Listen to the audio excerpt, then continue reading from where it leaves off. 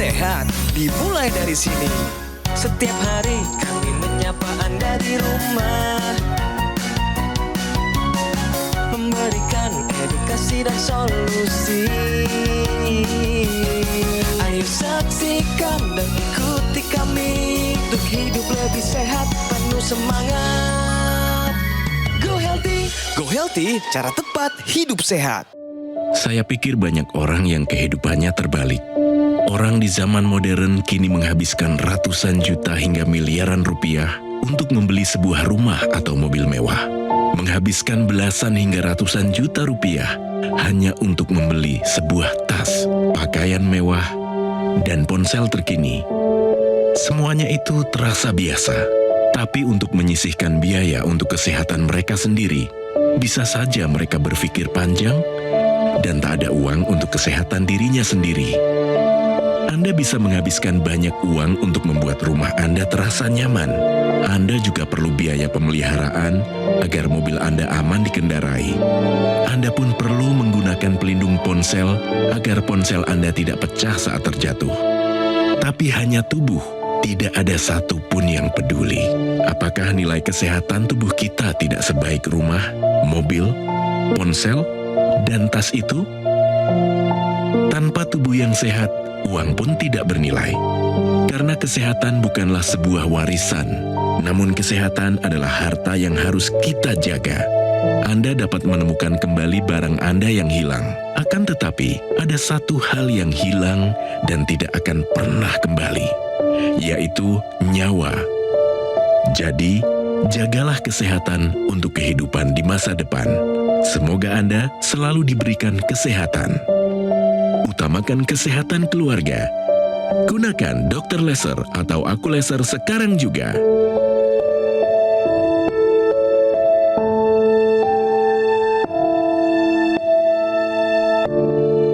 Pemirsa, tayangan tadi harusnya menjadi perenungan kita, ya. Mungkin selama ini Anda sudah berjuang mati-matian, berkorban untuk karir yang Anda mimpikan, untuk rumah yang Anda cita-citakan, ataupun mobil yang Anda mimpikan sejak kecil. Silakan.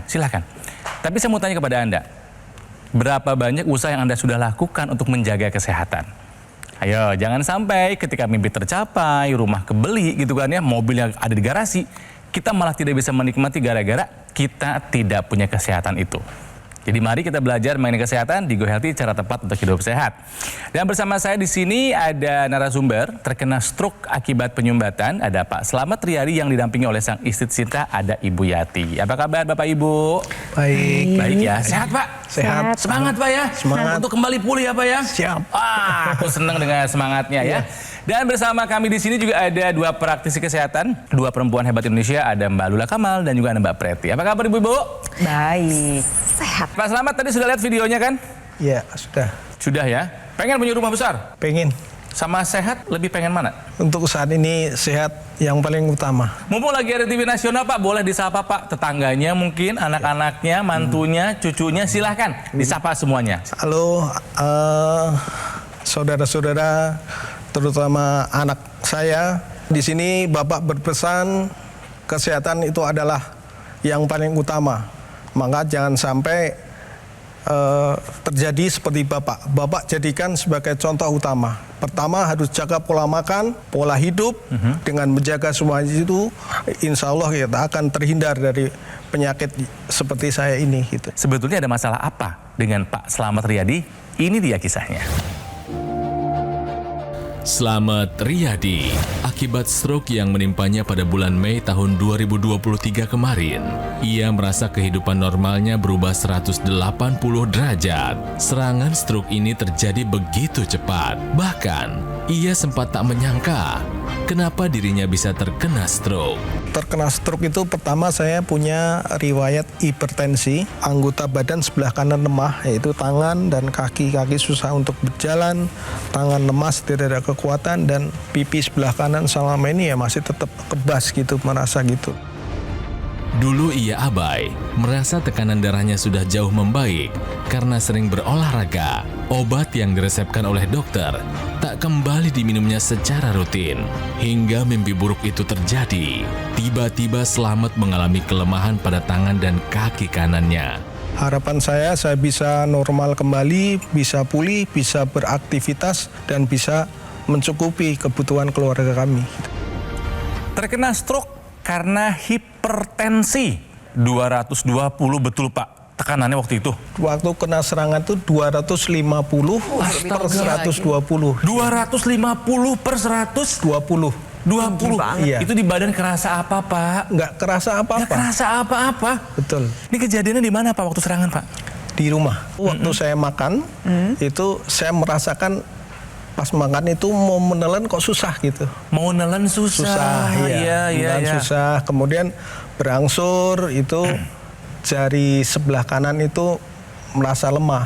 Ya. Selanjutnya tangan ini merasa pegel. Terus ada firasat jangan-jangan saya stroke gitu, tapi saya meyakinkan tidak, karena saya gerak-gerakan itu masih normal semua. Oke. Tapi begitu jam 8 itu kaki sudah buat jalan udah berat. Saya melangkah nggak bisa, tangan kanan udah lemah. Oke, berarti fix itu stroke Fix ya Pak stroke. ya. Pak Slamet dan Ibu, boleh saya mau tanya dulu nih pemahaman Bapak dan Ibu tentang, nah ini nih, mendadak sulit menelan adalah salah satu pertanda terkena stroke. Ini benar atau salah? Benar sekali. Pengalaman pribadi ya Pak ya? Iya, saya merasakan. Nah coba tolong dijelaskan boleh Mbak Lula. Jadi jawabannya Pak Slamet udah tepat ya Pak ya. Jadi pemirsa, kalau bicara mengenai stroke itu keadaan di mana ada gangguan aliran darah di otak. Ada gangguan aliran darah, ada jaringan otak yang mati nih, yang rusak gara-gara nggak dapat darah. Daerahnya di mana saja, bisa macam-macam dalam otak kita. Salah satunya bisa juga dia berhubungan dengan area otak yang memang kemudian dia mengatur mengenai otot-otot menelan. Otak ini kan menguasai seluruh tubuh kita. Dan kalau sampai kemudian keluar gejala, yang harus dikerjakan adalah segera ke RS. Yang pertama adalah lihat dari senyum. Jadi kiri makanan nggak simetris nih Pak. G-nya itu adalah gerak. Geraknya tiba-tiba ada yang lemah di salah satu sisi tubuh. Kemudian ra-nya bicara. Bicaranya pelok atau nggak bisa bicara. Kemudian K-nya kesemutan atau kebas di sebagian tubuh kita. Kemudian R-nya itu rabun. Ya, sementara S-nya itu adalah sakit kepala hebat. Salah satu aja ada, langsung dibawa ke rumah sakit, segera ke RS. Ya, jadi mendadak sulit menelan adalah salah satu pertanda stroke, adalah sebuah pernyataan yang benar. Nah, Pak Slamet, setelah terkena stroke, sekarang kondisi terakhir bagaimana Pak? Tangan sudah bisa digerakkan? Bisa digerakkan, naik ke atas belum maksimal. Oke. Tapi ini jauh lebih baik daripada keadaan awal-awal. Jauh lebih baik. Pas awal-awal nggak bisa sama sekali Pak? Sama sekali. Maaf, kalau jalan bagaimana? Boleh kami lihat? Udah nggak perlu tongkat ya Pak ya? Enggak, udah Nah, 2 coba, bulan lepas tongkat. Ini kaku juga Pak kakinya? Kaku, iya. Awal-awal kejadian emang seperti apa kondisinya Bu? Nggak bisa duduk, nggak bisa ngomong, nggak bisa. Di ranjang aja tidur gitu? Iya, pusing lihat. Semua ibu yang melayani gitu? Iya, nggak ada lagi yang lain. Semangat ya Bu ya. Bapak kan dulu orangnya aktif gitu kan ya? Iya. Kerja juga, pingpong hampir setiap hari katanya, Iya. ketemu teman-teman. Iya. Terus tiba-tiba semua kebahagiaan, kenikmatan itu dicabut. Gimana Pak rasanya Pak? Pertama kali itu nggak percaya apa yang saya alami. Karena saya kehilangan semuanya. Sebagai kepala rumah tangga untuk mencari nafkah tidak bisa. Untuk kegiatan olahraga, hobi saya tenis meja tidak bisa. Dan aktivitas lainnya juga nggak bisa gitu. Kadang kita frustasi. Saya mending nggak hidup daripada hidup seperti ini. 6 bulan itu saya udah mulai bisa menerima. Emosional kita di manage, makan harus di manage, polanya makannya, terus olahraganya juga gitu. Jadi semenjak itu saya punya keyakinan bahwa saya harus sembuh. Masalahnya dari Pak Slamet ini adalah tensi yang tinggi. Kami periksa sesaat sebelum melakukan syuting, tensinya pun memang masih tinggi. Ya, ada di angka 154/74. Yang kita kejar itu adalah 120/80. Kalau untuk gula darah, kolesterol, asam urat bagaimana Pak? Udah lumayan normal. Sudah lumayan semua. terkendali. Terkendali. Berarti saat ini fokus untuk Bapak adalah kendalikan tensi. Lalu yang kedua adalah fokus pada pemulihan stroke-nya. Lalu yang ketiga adalah cegah terjadinya stroke berulang. Berbicara masalah pola makan, penyintas stroke ini memiliki kebutuhan antioksidan, vitamin, dan mineral yang lebih tinggi dibandingkan orang-orang yang memang belum memiliki riwayat stroke agar membantu proses pemulihan menjadi lebih baik. Tetapi pada penyintas stroke ini seringkali mengalami gangguan menelan, gangguan makan, penurunan nafsu makan. Disinilah peranan suplementasi yang mengandung antioksidan, multivitamin, dan multimineral. Yang dibutuhkan ini seperti apa saja sih? Yang pertama, antioksidan yang berasal dari alga merah karena tinggi akan astaxanthin. Tujuannya adalah untuk menjaga kesehatan otak, darah, dan pembuluh darah. Ditambah lagi ya ada antioksidan yang dibutuhkan yaitu berasal dari kulit pohon pinus. Karena antioksidan dari kulit pohon pinus ini terbukti dapat membantu mengendalikan tekanan darah, menjaga kesehatan pembuluh darah seluruh tubuh kita. Dan ditambah lagi kita masih membutuhkan ada bunga marigold dan juga buah-buahan sitrus. Kita butuh resveratrol, alpha lipoic acid, kita juga butuh kolin bitartrat, kita butuh lycopene, butuh inositol, butuh L-cysteine.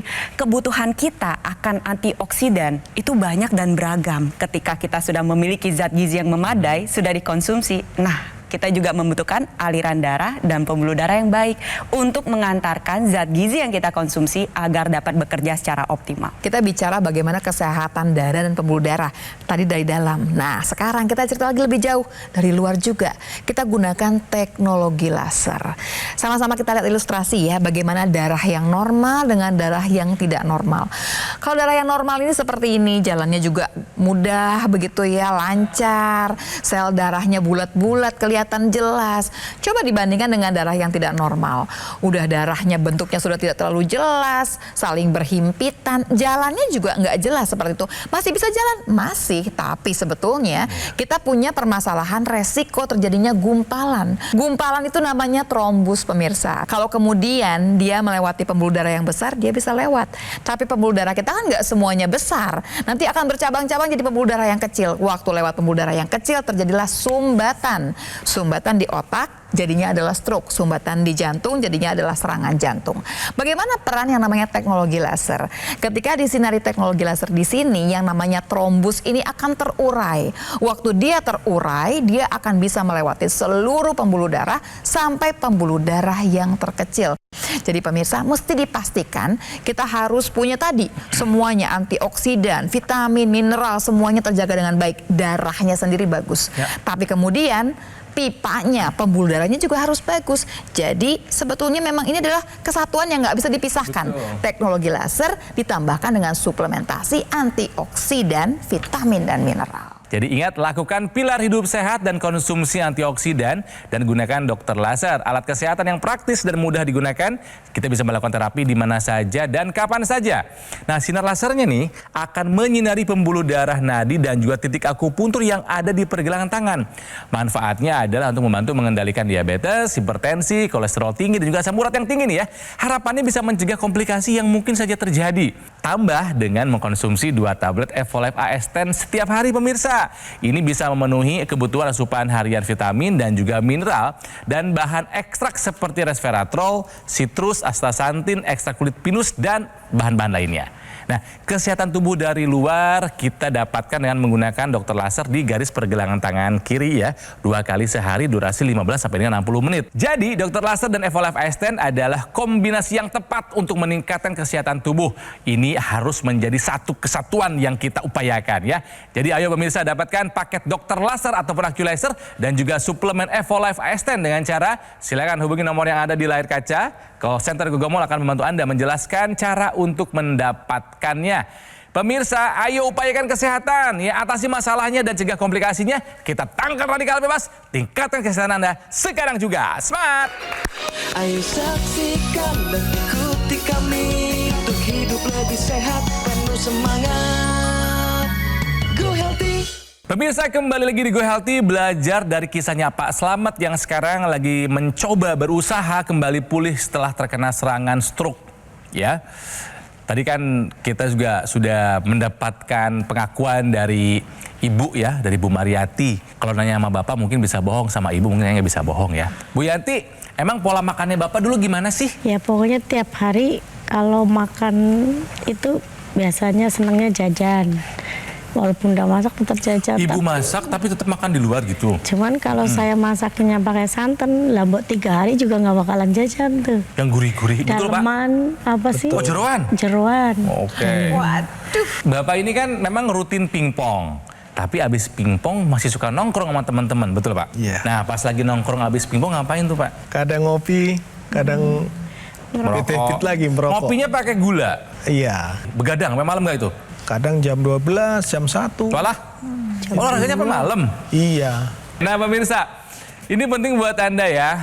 Salah satu hal yang tadi diceritakan oleh Pak Slamet adalah hobinya berolahraga di malam hari itu membuat kualitas tidurnya menjadi agak kurang baik. Betul ya Pak ya? Betul. Nah makanya pemirsa, ini informasi penting buat Anda.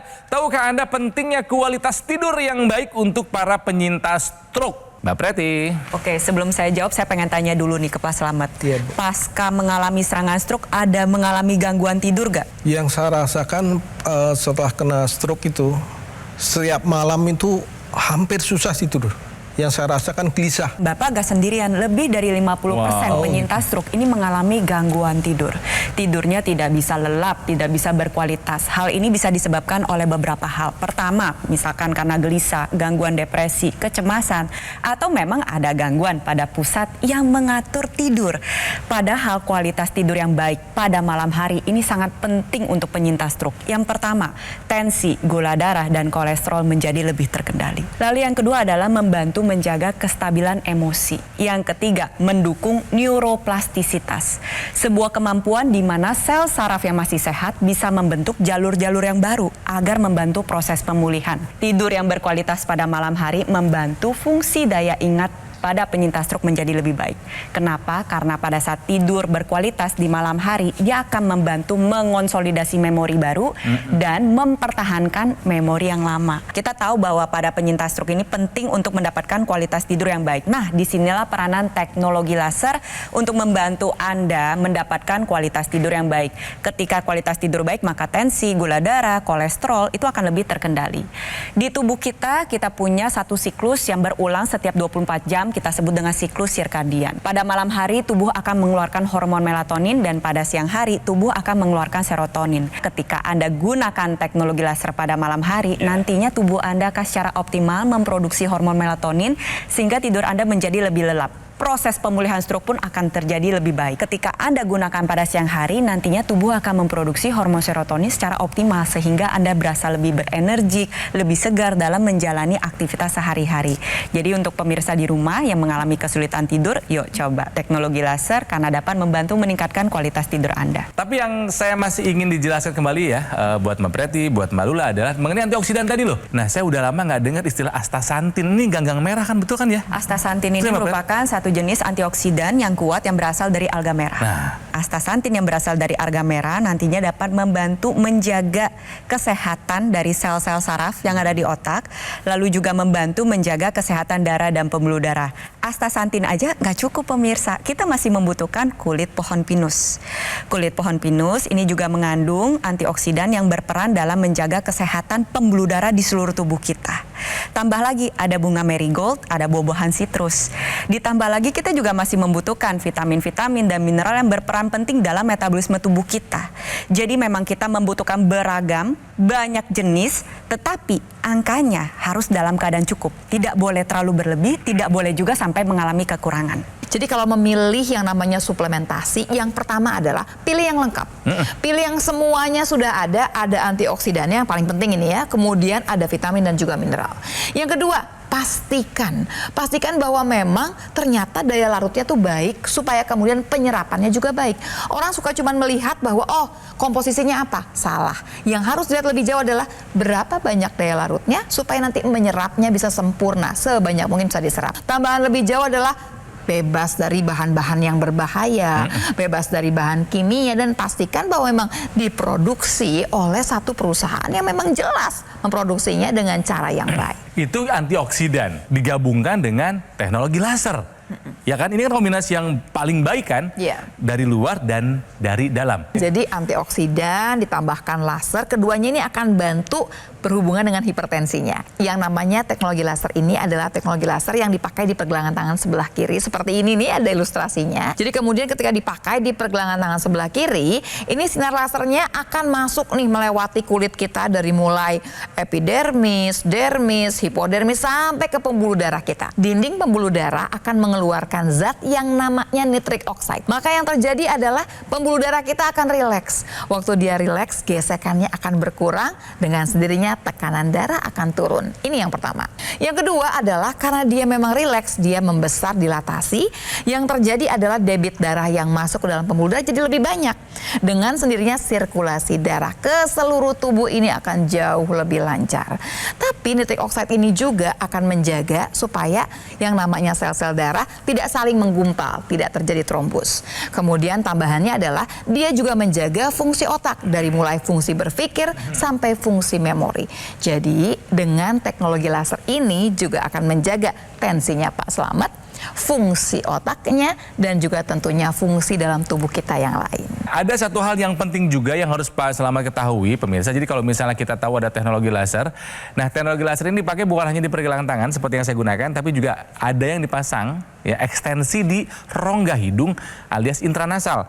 Ini penting nih buat yang mau kembali pulih setelah terkena serangan stroke. Kenapa sih penting intranasal itu, Mbak Preti? Karena mempercepat proses pemulihan. Penggunaan teknologi laser secara intranasal nantinya dia akan membantu mengoptimalkan pembuluh darah yang ada di rongga hidung untuk menghasilkan nitric oxide, dan nantinya akan ikut beredar ke seluruh area kepala mulai dari otak, mata, telinga. Nitric oxide ini akan membuka pembuluh darah yang ada di organ otak sehingga melancarkan aliran darah. Ketika aliran darahnya menjadi lebih lancar, maka proses pemulihannya terbantu dan bisa membantu mencegah terjadi stroke berulang. Dan nggak cuma untuk yang penyintas stroke saja, untuk Anda yang masih sehat pun nantinya bisa mendapatkan manfaat dari penggunaan intranasal secara rutin. Mencegah terjadi kepikunan, membantu mengurangi rasa migrain, mengurangi serangan vertigo berulang, dan juga membantu proses pemulihan lain seperti sinusitis menjadi lebih baik. Jadi untuk pemirsa di rumah yang sudah memiliki teknologi laser, jangan lupa ya gunakan juga intranasalnya secara rutin. Ada teknologi satu lagi yang namanya NMES, Neuromuscular Electrical Stimulation. Ini seperti ini ilustrasinya, Pak. Itu, Pak. Jadi adalah gerakan pasif ya, Pak ya, untuk kemudian mengingatkan kepada otak bahwa sebenarnya otot ini masih bisa digunakan, otot ini tidak ada masalahnya. Yang kita harapkan adalah nanti ada sambungan lagi ke otak, Pak. Kemudian nanti otak akan bisa menyuruh kembali, gitu, memberikan rangsang kembali supaya gerakan ini bisa dilakukan dengan cara aktif lagi. Jadi NMES ini adalah Neuromuscular Electrical Stimulation. Jadi memang rangsangnya dengan cara listrik dan elektrik, yang dirangsang adalah sarafnya dan juga ototnya. Seperti ini bentuknya ya Pak ya. Ini ada kisah dari masyarakat yang juga pernah terkena stroke sama seperti Pak Slamet. Ini dia kisahnya. Saya mengalami hipertensi kurang lebih dari 2016. Dari 160 sampai saya terakhir itu adalah 240-an. Kenapa stroke? Karena adanya hipertensi dan juga kolesterol seperti itu. Dengan teknologi laser ini, hipertensi saya menurun, kemudian kolesterol juga menurun, sehingga aktivitas saya lebih mudah, lebih enak dibandingkan sebelum-sebelumnya seperti itu. Energi saya lebih meningkat ya dibandingkan sebelumnya. Buat Anda yang baru bergabung, saya bacakan kembali riwayat kesehatan dari Pak Slamet. Pak Slamet ini memang hipertensi. Dan yang bahayanya adalah hipertensinya tanpa gejala. Pernah mencapai 250. Kerap kurang tidur karena sering olahraga sampai malam. Terkena stroke sumbatan di pembuluh darah otak tentu saja. Anggota tubuh bagian kanan sulit digerakkan, tangan dan kaki. Kadar gula darah dan kolesterol juga naik pasca terkena stroke. Dan juga menurut pengakuannya memang gaya hidupnya dulu tidak terlalu baik. Nah, saran dari kami, tetap kontrol ke dokter buat pengobatan pasca stroke. Minum obat secara rutin ya, perbaiki pola makan dan waktu istirahat, rutin latihan buat penguatan kaki dan juga tangan yang lemah. Tentu saja gunakan teknologi laser ditambah dengan mengkonsumsi suplementasi antioksidan, vitamin dan juga mineralnya. Semangat ya Pak ya. Semangat. Jadi pemirsa, jika Anda ingin sehat, nggak bisa ditawar ini mah ya. Lakukan pilar hidup sehat. Ya, sekali lagi, konsumsi antioksidan dan gunakan dokter laser, alat kesehatan yang praktis dan mudah yang kita bisa gunakan di mana saja dan kapan saja kita bisa melakukan terapi. Nah, sinar lasernya nih akan menyinari pembuluh darah dan juga titik akupuntur yang ada di pergelangan tangan kita.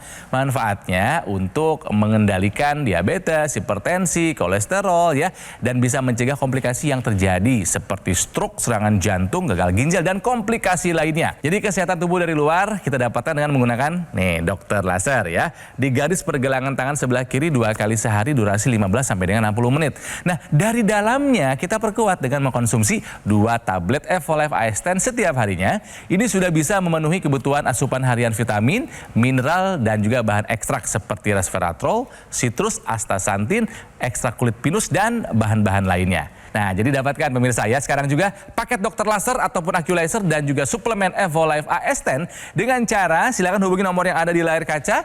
Tim call center Gogomol akan membantu Anda menjelaskan secara detail cara untuk mendapatkannya. Pemirsa, jika Anda ingin sehat, ayo atasi masalahnya, cegah komplikasinya. Kita tangkal radikal bebas dan tingkatkan kesehatan Anda sekarang juga. Semangat!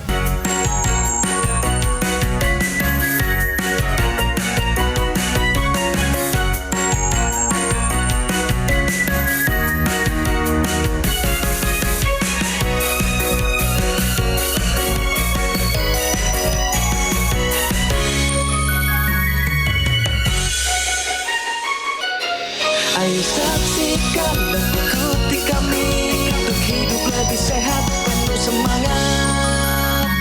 Go Healthy. Metro TV.